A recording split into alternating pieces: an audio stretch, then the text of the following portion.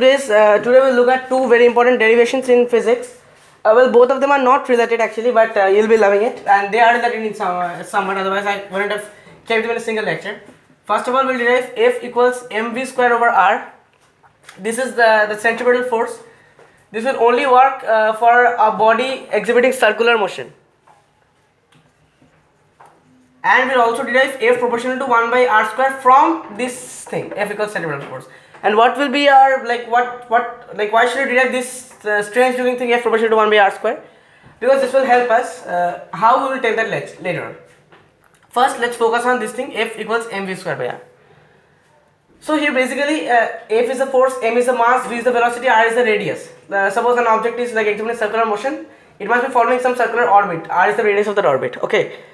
Now the thing is that we all know from Newton's second law of motion that F equals ma, force is mass times acceleration. And here we are dealing with classical physics, so we must assume that the mass is invariant. But actually we know that from relativistic corrections that mass is actually not invariant. But here we'll obviously assume that m is constant. Okay. So if F is equals ma, for circular motion we can just cancel the m to say that for circular motion acceleration must be v square over r. So that means all we have to do basically is to prove a equals v square by r. If we just prove it, then we can obviously say that F equals m times this, so that's m times v square over r or m v square over r. We all can do that. So that's what we need to prove. A equals v square by r. There are many ways to prove that. I'll show two ways. First, the first way is it requires a bit rigorous understanding of mathematics. So I obviously prefer the second way. Intuitive, it's more intuitive way, but I'll show the first way also nevertheless. If you know basic trigonometry, you know that the concept of unit circle is very important in trigonometry. Unit circle basically means that the radius of the circle is 1. So the equation of a circle x square plus y square equals r square is the equation of a circle where r is the radius of the circle. So this is the basic equation of circle. So let this be r. Okay, this thing here. So circle means what? What is the basic definition of circle which you have been learning like from when you were a kid? The circle is a collection of all the points which are equidistant from a single point of the circle, and that single point is the center of the circle, say O. And all this collection of all these points, they will obviously form a circle because it's equidistant. That's the definition of circle. The radius of the same circle, the radii of the same circle are equal, right? So now basically, if you just draw perpendicular here, and this is already it's already drawn to the x-axis. So and if you assume this angle to be theta, then what is cos theta? Cos theta will be this thing. That's the x coordinate basically. So let's call it just x because this is the x coordinate of this point, say A, over r over the hypotenuse r, and similarly sin theta will be. Let's call by the way, you see this and this are the same because it's a rectangle, and this here is nothing but the y coordinate, so let's call it y. So sin theta will be y over r, right? The thing is that you have a basic intuition that x must correspond to cos theta and y must correspond to sin theta. That's a basic intuition. So in this case I will not show you everything, but the thing is that you just know this thing for now, and if you are not comfortable with the derivation, you can just fast forward to the second derivation, which I prefer. Anyway, it's just a two-line derivation, the second derivation. So anyway, here x is r cos omega t. I just showed you that x must correspond to cos r cos omega t, where omega is basically 2 pi f. It is the angular frequency.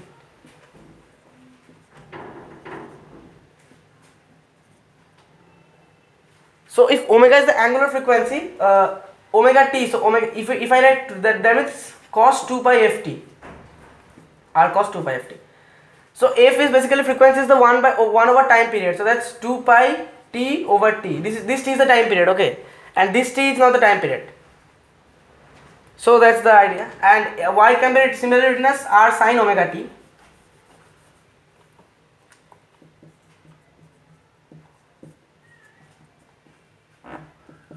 This is the general case. If you assume it to be a unit circle, then r is 1. Then it will just be cos and sin, cos omega t and sin omega t. But this was general case, r cos omega t and r sin omega t. So we take the second order derivative. So that will be actually partial derivatives, because see basically here we are dealing with two variables x and y. So that we must change our normal d's in the derivatives to partial derivatives. So that's del square over del x square of x. First we are taking with with respect to this. So see basically this will just come out to be del square over del t square. By the way, what is the definition of acceleration? We all know that velocity, by the way, I hope you're knowing the basic difference between vectors and scalars, speed and velocity, distance and displacement, and so on and so forth. So acceleration is basically d square over dt square of s, where s is the distance. Or if you assume the distance to be x, then x. So you can also write it as ddt of x Now ddt of x is dx by dt, which is the distance over time, which is just the velocity. So that you can also write it as ddt of v, that's dv by dt. So that's the rate of change of this. Ddt is an operator, time derivative. That means the rate of change of velocity, or the change of velocity with respect to time. That is what acceleration is. So anyway, del square by del square, it will come out to be ddx of cos x is minus sin x. We will have a minus here.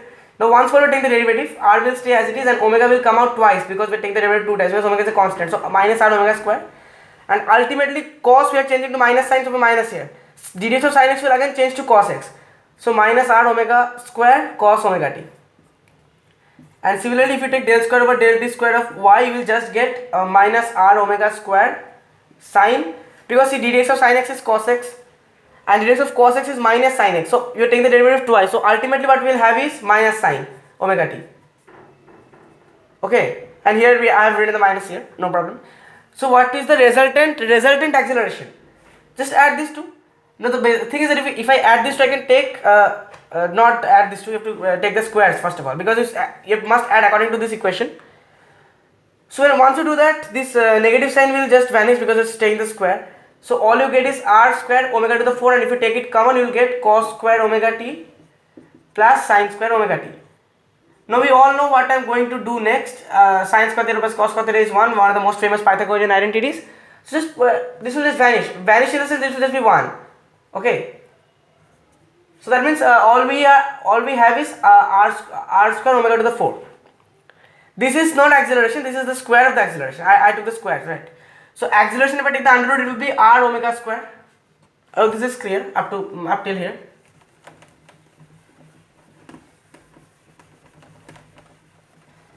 Let us say that if acceleration is r omega square, so what is omega? Omega is 2 pi f or 2 pi over t more precisely. So that is r 2 pi f over, sorry, no, just 2 pi f, right? 2 pi f whole square. Now see, basically acceleration or let's say r 2 pi f over t whole square. So now this is, just a sec, 2 pi over t whole square. So I can also express it as see, if I multiply 2 pi r over t, and I multiply the numerator of this expression here whole square. So 2 pi r over t is just the velocity, right? 2 pi r over t is just the velocity. So that's r v square over, I have a r here, r square, I'm just breaking this whole square. So obviously 1 r will get cancelled, so that's v square over r. So if acceleration is v square over r, force is mass times acceleration, which is mass times v square over r, which is just mv square over r. This is the calculus derivation of F equals m square by r. But the second and really intuitive and really like awesome derivation is that I'm going to show you. Let's say I really prefer the second derivation, but still I showed you the first one nevertheless. Just to consider a circle. This derivation you can understand to a key driven. Okay, that's what I love about this derivation. Draw any diameter on the circle, any diameter. Center is O, so the diameter must pass to the center, and let the 2 points of the diameter be AB. So diameter AB, I drew the diameter AB. So at this point, let's say the particle is let's say moving anti-clockwise, like in this direction. Okay, in this direction. So at this point, the velocity vector will point like this, and at this point, at exactly the opposite point, the velocity vector will point just like this. So if I just transport this vector here, like parallel transport it, I'll get here. So this will just be 180 degrees. That is the point, right? That's what I am trying to say. Now the thing is that if I assume this to be v, this will obviously be minus v because the direction is changing. Simple. I don't need to know what is v or whatever, just minus v. Now what is the definition of acceleration? Acceleration is the change in velocity over time. So something over time. So here what will be the change in velocity? First v, the initial final velocity minus initial velocity. Okay, so what is the final velocity? Yeah, minus v. So minus v, in that case we'll have a minus 2v, but it's convenient to assume that the particle is moving. You can assume like this also, or you can assume this is v and this is minus v also. So obviously we'll take the easiest way, right? So anyway, if you take this to be the final velocity, then it will be v minus v or v plus v over t. That is just 2v over t. Now what is time? Here we are considering acceleration. So time will be displacement over velocity and not distance over speed. There's a difference actually. So what is the displacement here? Distance is this thing, half the circumference, so 2 pi r over 2, that's just pi r. But what is this thing here? This thing is the displacement, the resultant displacement. This is just the diameter, 2r. So that's 2r over the velocity will remain v. So just plug in this. So A is 2v over t. That means 2v over 2r over v. So the v will come here. That's 2v square over 2r. Cancel the 2's. V square over r. A is v square over r. And F is mass times this thing. That's mass times v square over r. F is mv square over r. As simple as that. This is one of the best derivations I could find for you. Well.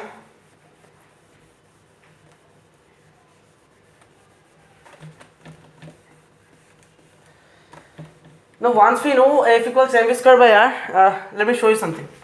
Okay, let's say now let's come to something more realistic and something more like astronomical.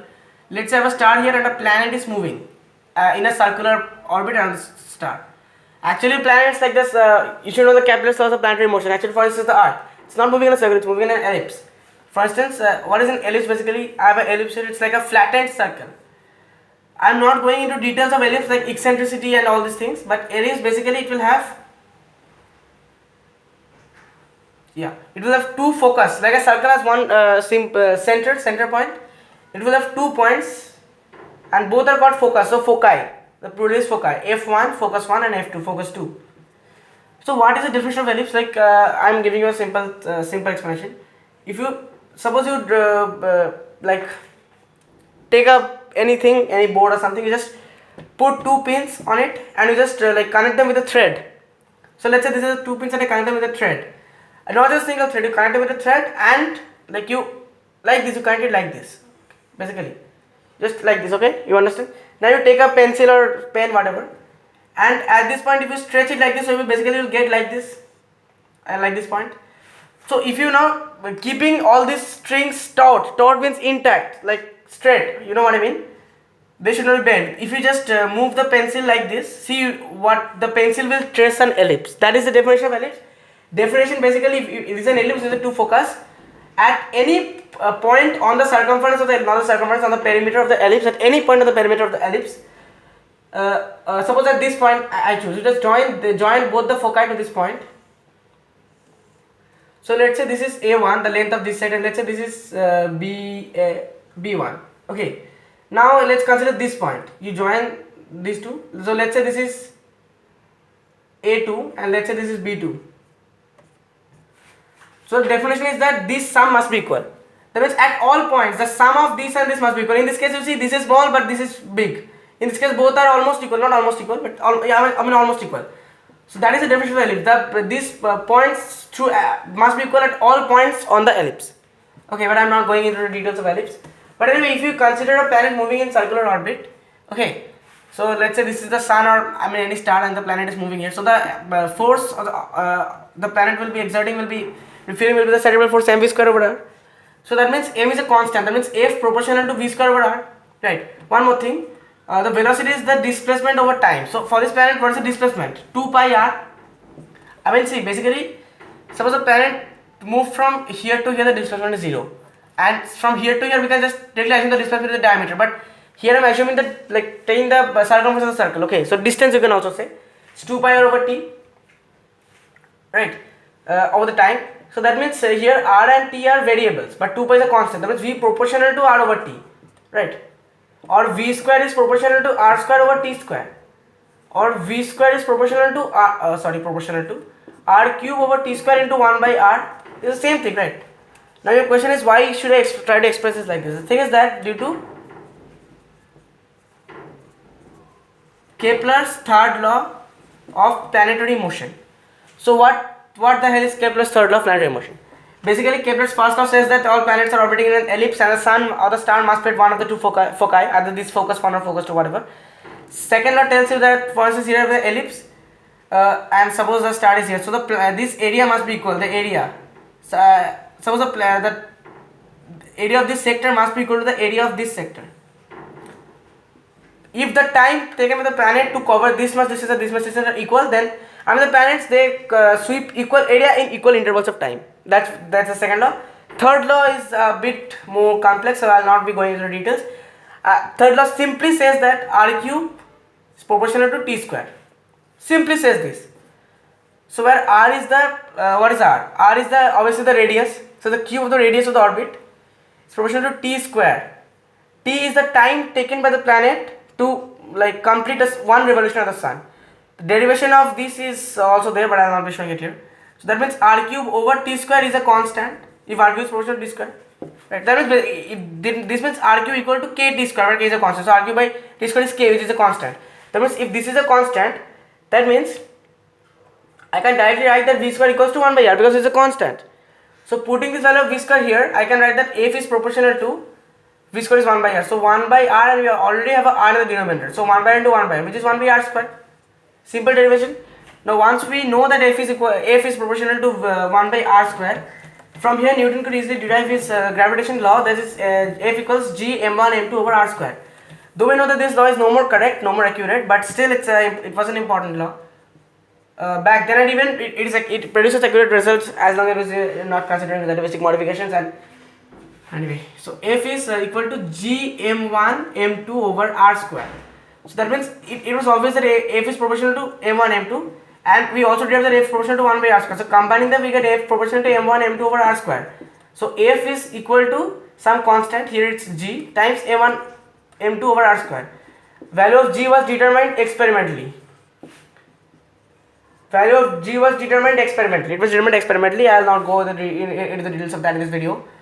And m1 m2, basically what does it say? Suppose I have a body here of mass m1 and I have a body here of mass m2. So the gravitational force that will be acting between these two bodies is given by F. Okay. So we know what F is, what m1 is, what m2 is, and r is not the distance between the bodies. There might be some misconceptions. Actually, r is the distance between the centers of the two bodies. So here the center is this. Here the center is this. Actually this total distance is r, not just this distance.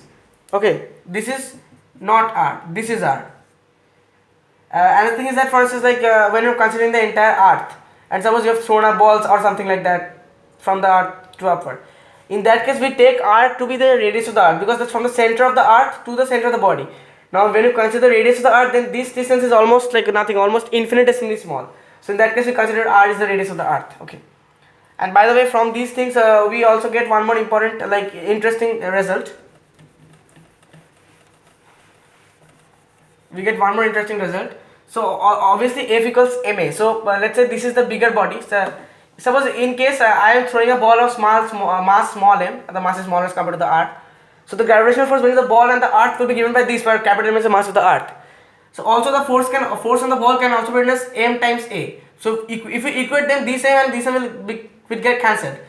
So we get that the acceleration on the ball due to gravity is just gm by r square. This is actually denoted by small g, because this is the acceleration due to gravity. Okay, this is small g, this is not this g here.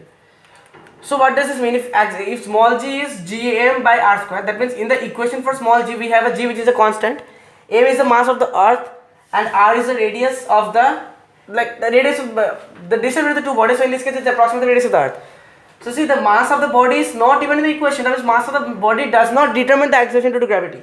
That means this is a building, if I go to the roof and throw a feather and iron ball, that means theoretically they should touch the ground at the same time. And this is what Galileo said. He could prove it, but see, the mass of this body cannot determine the acceleration due to gravity. It is just g and it is a constant. It's approximately 9.8. It's 9.8 meter per second square, approximately 10 meter per second square. Anyway. So now the thing is that in reality, obviously the iron ball will reach the ground faster than the feather. That's only because due to the air resistance. We are in the atmosphere, not in vacuum. So the feather has a greater surface area, and so the air resistance will slow down its fall. But you conduct the same experiment in vacuum, they will touch the ground at the same time. It has been done anyway. They will then touch the ground at the same time. So that's a very interesting conclusion. And but yeah, there can be slight variations of this acceleration to gravity. Like this is the Earth's crust. So the more upward you go, the value of the acceleration to gravity will be it will decrease a bit, obviously. And if you go downwards, don't think the value of acceleration to gravity will increase. In that case also it will decrease. Why? Because the mass of the Earth's crust, it's a dense matter. The mass of that will be exerting a force on you upward. So ultimately they'll balance each other out. Okay. So that I just wanted to give you some basic ideas, and it's really interesting. So that's all for today's video. Thank you very much.